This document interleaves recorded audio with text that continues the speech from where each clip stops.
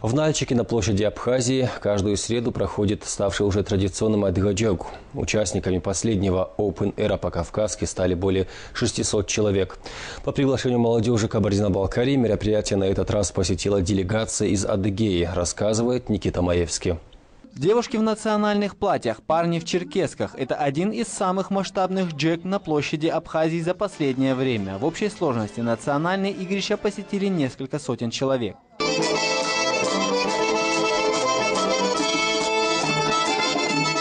На Кавказе танец адыгов имеет значительный стаж. Танец для них очень многое значит. Даже в боях танец поднимал их дух.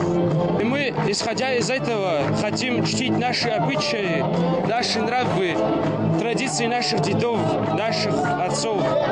Адыга-джег по традиции длится несколько часов до наступления темноты. Справа танцевального круга выстраиваются девушки, слева парни. Женскую линейку регулирует девушка-распорядитель, она же и выводит в танцевальный круг. У мужской стороны свой распорядитель хатияко. При этом существует строгое правило: на джег играется только живая музыка.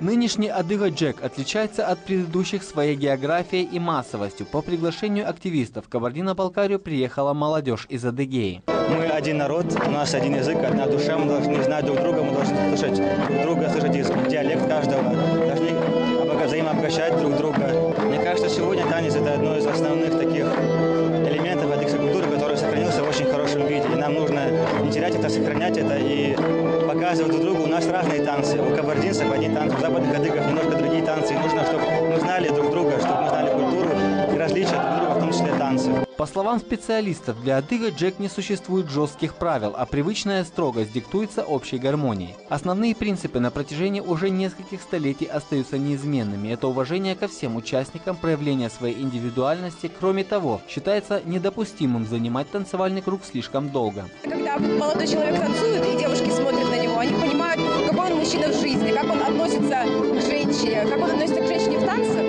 Можно предположить, что с таким же уважением и трепетом он будет относиться к женщине в реальной жизни. По традиции, после ритмичной черкесской для Парисы и медленной кафы, джегу завершается древним адыгским массовым танцем удж.